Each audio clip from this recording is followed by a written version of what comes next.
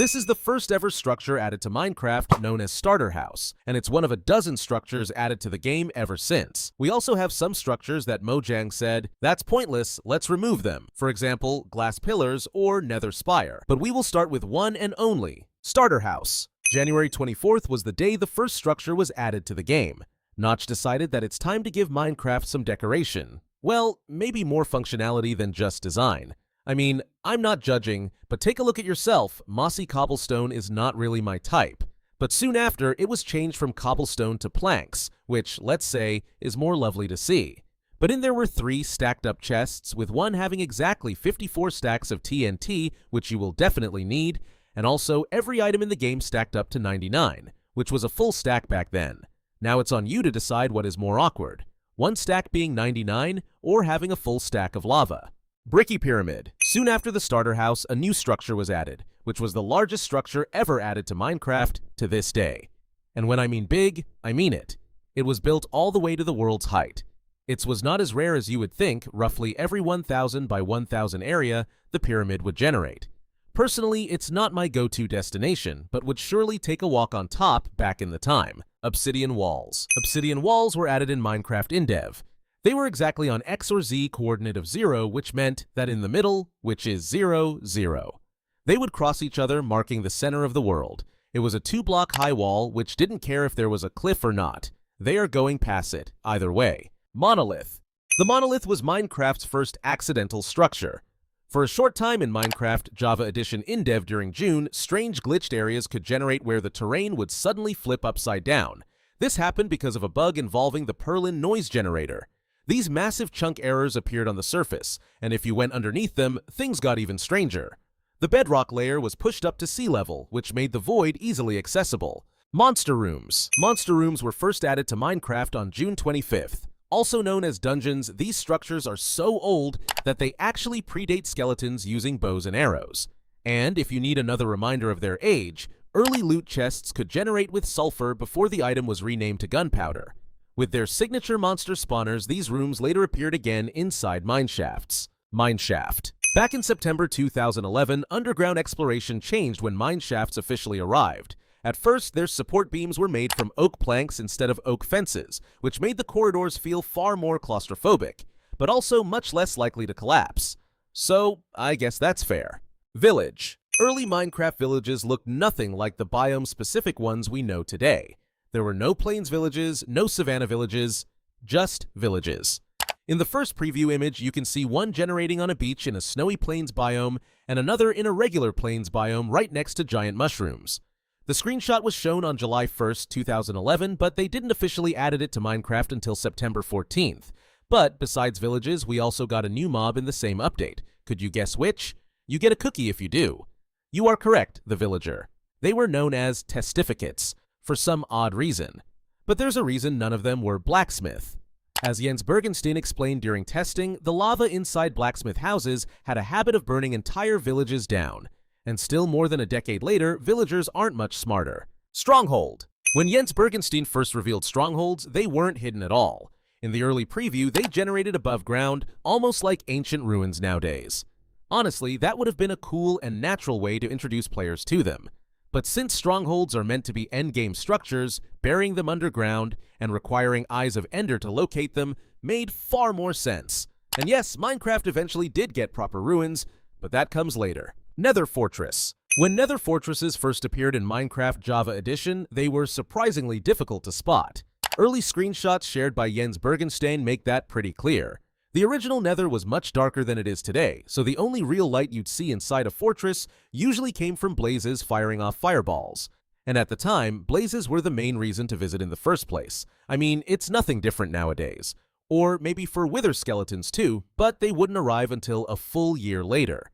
Interestingly, while wither skeletons can't burn in lava in-game, during the Minecraft Experience Villager Rescue physical pop-up event, they were actually shown burning in lava. Something that doesn't happen in the regular game. I guess only Notch can answer this one. But since that's not the only structure ever added to the Nether, I may or may not have made a full video explaining every single one, made exclusively to channel members, which may never appear to public. And there were pretty interesting things in some structures. Glass Pillar. October 6, 2011 introduced what might be the shortest-lived structure in Minecraft history. In Beta 1.9 Pre-Release 3, a debug feature was accidentally left in the game, a tall glass pillar that marked the exact location of a stronghold. Mojang used it during testing so they could easily find strongholds, especially since Eyes of Ender hadn't been added yet. Maybe it would have been easier to just leave strongholds on the surface. Either way, the pillar was quickly removed, unlike the next structure, which was here to stay. Desert Village. After Minecraft's full release, months went by with 0 new structures. Then, in May 2012, desert villages finally got their own look. Before this, villages could spawn in deserts, but they'd just be the same wooden and cobblestone buildings sitting awkwardly in the sand. Now we got proper sandstone versions that actually made sense. The lampposts still had this hilarious bug where torches would float in the air though, which got fixed later in Snapshot 13W06A. Desert Pyramids. Desert Pyramids dropped at the same time, and fun fact, they originally used wool for the colored patterns instead of terracotta, since hardened clay didn't exist back then. The TNT trap was always there though, ready to blow up unsuspecting players. These pyramids can generate in some pretty weird ways too. With the increased world height, you'll sometimes find them partially buried underground with these massive sandstone pillars stretching down into caves. On the flip side, there's also a rare chance for 2 pyramids to spawn right next to each other on the surface. And here's a neat detail. A fully powered beacon fits perfectly inside the pyramid's roof, which is funny timing since beacons were added around the same period. But desert pyramids weren't the only pyramids we got that year. Jungle Temple. Just a week later, on May 31st, 2012, Jungle Temples showed up. These were actually super special finds early on, not only because they were rare, but they were literally the only way to get chiseled stone bricks naturally. There was no crafting recipe for them until Java 1.8, so if you wanted them, you had to find a jungle temple. There have also been some documented glitches where these temples would spawn over water, which made them look weirdly similar to swamp huts. Speaking of which, Witch Hut. On October 4th, 2012, Mojang dropped witch huts as part of their Halloween update. The twist? They were supposed to spawn witches, and they did at first, but those witches would just despawn like regular mobs. It took 4 years until Snapshot 16W42A for them to finally stick around permanently. There's a cool difference between versions too. On Bedrock, you'll actually find harming potions sitting in the cauldron, while Java keeps it empty. One thing both versions share though? Only black cats spawn near witch huts, so that whole bad luck thing becomes a guarantee here. And while we're on rare spawns, there's this legendary double witch hut generation that happened once. I just think it's neat and wanted to give it a shout out. Nether Spire. This structure only existed in Pocket Edition. Back on November 15th, 2012, there was no way to actually get to the Nether in Pocket Edition, so Mojang added something called the Nether Reactor, or the Nether Spire as players called it. You'd place down a Nether Reactor core in a specific pattern, and it would build this massive structure around you. The cobblestone would glow as glowing obsidian, then cool down into regular obsidian, and suddenly you're fighting nether mobs inside this dome. There'd also be a chest full of items you couldn't get anywhere else in Pocket Edition at the time, which honestly made no sense. Like, why are cocoa beans related to the Nether at all? Anyway, it was just a temporary fix until the real Nether got added to Pocket Edition, and then it was removed. But before that happened, players found this hilarious glitch. If you activated the Nether Reactor at Y level 1, it would replace the bedrock floor with Netherrack. Break that Netherrack and boom, you're falling straight into the void, losing everything you just worked for. Ocean Monument. Ocean monuments showed up on June 18th, 2014, but they came with some pretty wild bugs. Icebergs could actually generate right inside the monument and suffocate the Elder Guardians, which was rough. Part of why these glitches happened is probably because of how massive these things are. If you compare them to the 3 pyramid structures, ocean monuments are literally bigger than both desert and jungle temples combined, and then doubled. So why would you even bother hunting these down early on? Well, when Elder Guardians were first added, they dropped dry sponges, which made 0 sense since they're underwater fish bosses. That got fixed in Snapshot 16W33A to drop wet sponges instead, which is way more logical. Monster House? In 2015, dungeons got a temporary name change to Monster Houses thanks to Mojang's April Fool's update, the Love and Hugs update. They completely transformed those classic spawner rooms by swapping out the cobblestone walls for shiny quartz blocks. Plus, they added some homey touches like crafting tables and furnaces sitting alongside the usual loot chest. The spawners still worked and pumped out mobs like normal, but here's the catch.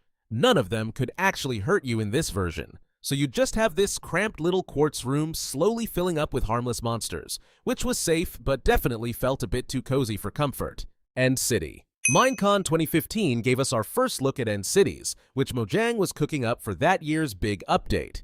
There's actually an old Twitch clip from the reveal that shows something pretty interesting. They were manually placing these structures using structure blocks instead of having them generate naturally. The whole thing was clearly still in development. The end ships went through a bunch of weird changes too. In the earliest versions, they had beacons inside that gave you a speed effect, but that was just Mojang testing things out. Those beacons got swapped for pumpkins at one point, which is honestly kind of a downgrade, and then changed again to a hopper with a book inside. The book was written by someone on the dev team named Sarge and just said, "Work in progress." Eventually, they settled on the Obsidian platform with chorus fruit that we have today. Oh, and here's a random fact. Beetroot seeds in End City chests, that was specifically for console edition players. Those versions had limited world sizes, so Mojang needed a way for people to get beetroot in their survival worlds. Java edition just got them too for consistency. Igloo. Here's a fun detail. In that same image Sarge shared, if you look at the top right corner, there's actually an igloo barely visible in the background. Pretty fitting, since igloos got added to the game the very next day. Most players know about the hidden basement that spawns under some igloos, but the sign inside that basement has a weird history. When igloos first came out, the sign had arrows pointing both left and right. Then, for some reason, Mojang changed it to just a bunch of X marks all over the sign. Eventually, they switched it back to arrows again, but this time pointing in opposite directions from the original. All that just to flip some arrows around. And here's something you might not have realized. That furnace sitting in the igloo isn't just decoration.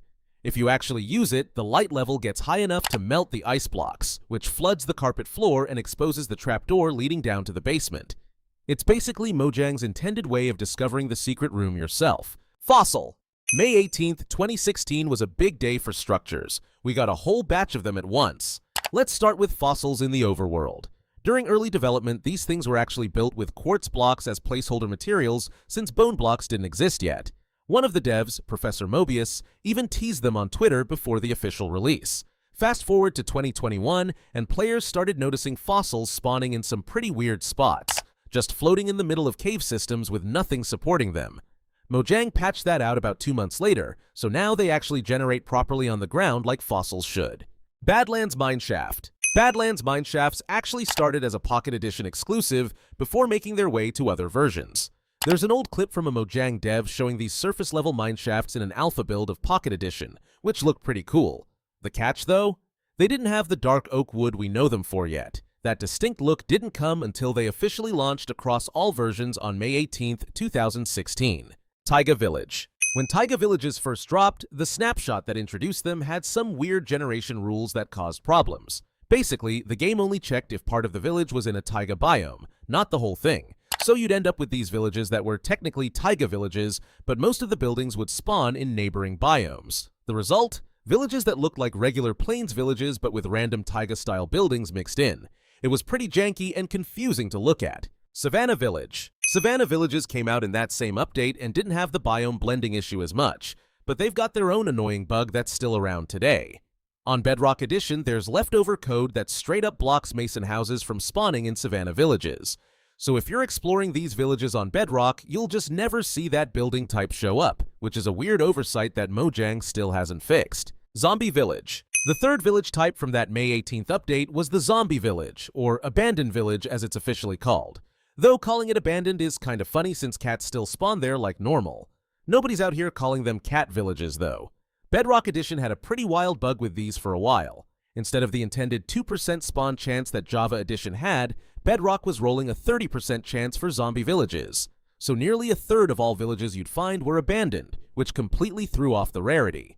Thankfully, that's been fixed now, and both versions sit at that proper 2% rate. Woodland Mansion. Back in 2016, Mojang had these illagers designed for Minecraft dungeons, but hit a roadblock. How do you actually get these guys into the main game without it feeling random?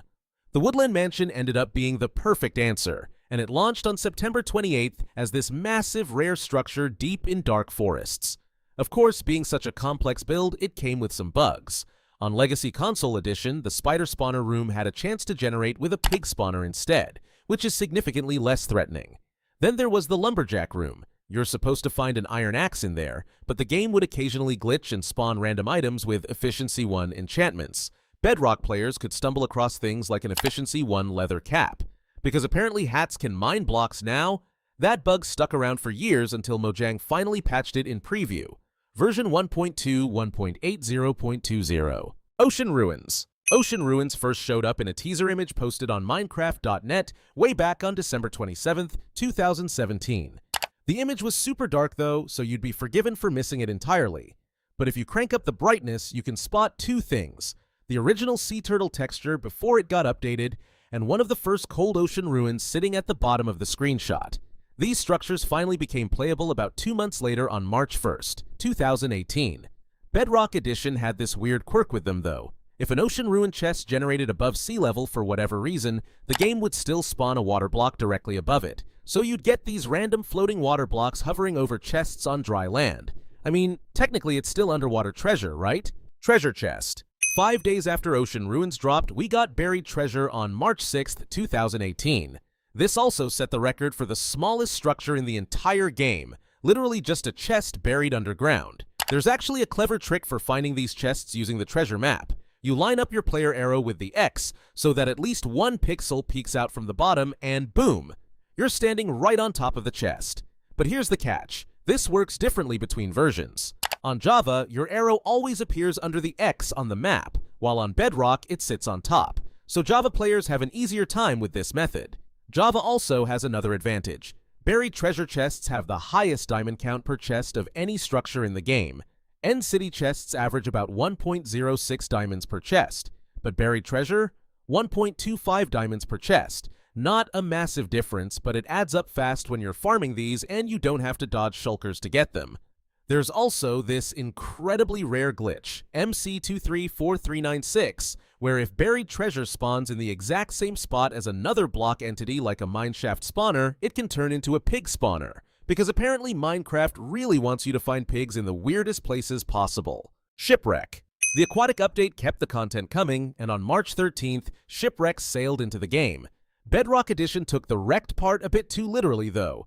There's a bug that can spawn shipwrecks floating in the sky, which is the opposite of how ships are supposed to sink. Java has its own weird quirk with shipwrecks too. If one generates right on a chunk border between 2 different biomes, it'll build itself using 2 different wood types. You'll get half the ship made of dark oak and the other half regular oak planks. Maybe that's why it sank. The crew couldn't agree on interior design. Pillager Outpost. Pillager Outposts showed up on November 21st, 2018, and they brought along a game-breaking bug. If you tear down the entire structure above the ground floor and look at the foundation pattern, you'll notice one corner block is missing. The floor is asymmetrical, literally unplayable. While you're busy dismantling the whole outpost to discover this tragedy, you might notice something else. Pillagers keep spawning even after you've completely demolished their base. That's because spawning is tied to the location coordinates, not the actual structure. This is way easier to test on Java Edition since the outposts are a normal height. Bedrock sometimes generates these absolutely massive tower versions that would take forever to clear out, though they do look pretty impressive. Snowy Village. The most recent village type added to Minecraft is the Snowy Village from December 5th, 2018. But the definition of what counts as a snowy village gets a bit messy. On Bedrock Edition, snowy taiga biomes spawn snowy villagers, even though technically they should spawn taiga villagers since, you know, it's a taiga biome. The confusion probably stems from Minecon Earth 2018, where Mojang originally showed off these textures as the taiga village variant, but then ended up using them for snowy villages instead. Maybe all that texture mix-up is why there's still a bug with the programmer art texture pack. Zombie villagers of this type render with their fists floating up by their head instead of where they're supposed to be. Nothing says undead threat quite like a zombie doing jazz hands near its face. Nether Fossil. Nether fossils finally arrived in 2020, but they weren't exactly the most exciting find early on. They're actually one of only 3 generated structures in the entire game that never spawn with loot chests. The other 2 being witch huts and ocean monuments, so you'd stumble across these ancient skeletons and get nothing. They didn't have any real purpose until the Sniffer update added archaeology to the Nether, letting you brush for unique items. Even then, those spots can take forever to track down. Here's something to keep you entertained while searching though. There are actually 14 different fossil variants scattered around the Nether. Which raises the question, if all 14 of these creatures went extinct, was it really survival of the fittest? April 1st Dimension. April 1st, 2020 holds the record for most structures added to Minecraft in a single update. 43 Easter egg dimensions in the Infinite Snapshot. April Fool's Update. These dimensions basically function like their own mini-structures, so let's speed through them. The Ant dimension has blocks that follow the Langton's ant algorithm to create patterns. Basic generates mazes inspired by the basic programming language. Brand is just walls of creeper faces staring at you. Bridges is, well, bridges everywhere. Checkerboard arranges dyeable blocks in 16 by 16 by 16 cube patterns. Colors recreates the Microsoft logo, while content shows the YouTube gaming logo. Credits turns the game's end credits into netherite blocks. Custom is covered in caution tape and under construction signs, possibly hinting at the custom worlds feature that came later. Fleet spawns a ton of end ships, but with 0 elytras, which is just cruel. Gallery is a quartz museum displaying block textures.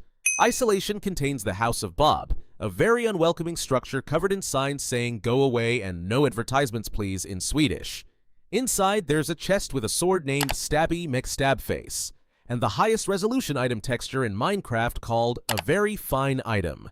Library references Jorge Luis Borges' story, The Library of Babel, and serves as the hub for this whole update. Llama is exactly what it sounds like, one llama. That's it. Message displays "We apologize for the inconvenience" written in fire blocks. Missing has a quartz shrine with beacons, a chest with a footprint item, and iron golems that just stand there with no AI whatsoever. Nothing is peak comedy, it's one grass block with a sign saying, "Huh, I lied, this isn't nothing," and your coordinates are the first 10 digits of pi. Patterns shows various block patterns. Perfection references. Direwolf 20's Let's Play series with infinite cobblestone rooms. Pillars is Obsidian pillars. Rooms generates large brick chambers. Shapes has geometric formations. Skygrid recreates Seth Bling's famous map style. Spiral makes a mossy cobblestone spiral. Sponge mimics Menger's sponge fractals. Terminals looks like a DOS interface. And finally, the Void dimension has 2 variants, with the last one containing a message that reads, "The only purpose of this message was to troll completionists and put my name somewhere in Minecraft. Written during Time of Plague by Bork. All these worlds are yours except Europa. Use them together. Use them in peace." Because if you're going to hide 43 dimensions in an April Fool's update, you might as well leave a note for anyone crazy enough to find them all. Bastion Remnant. Just 2 weeks after that April Fool's madness, Minecraft got some actual new structures in 2020. The Bastion Remnant was the first one, and when it initially dropped, the loot chests could contain netherite gear. But Mojang quickly realized that was way too generous and nerfed it down to diamond equipment in Snapshot 20W17A. Can't have players getting endgame loot that easily, apparently. Ruined Portal. That same update also brought us Ruined Portals, which actually have a pretty interesting history. A fan originally pitched this idea to Notch way back in 2010 before it even had a proper name, but Mojang didn't commit to adding naturally generating portals until version 1.16. Here's a wild interaction. Ruined portals can technically light themselves under very specific conditions. If one spawns inside a woodland mansion and a second portal generates right next to it in just the right spot to complete the frame, the lava blocks from the portal can set the mansion on fire. The flames spread and eventually light the portal, giving you a fully functional nether gateway. It's incredibly rare, but when it happens, you basically get a free trip to the nether courtesy of arson. Amethyst geodes. Amethyst geodes arrived on November 4th, 2020, and they're technically classified as a structure-like feature in the game code.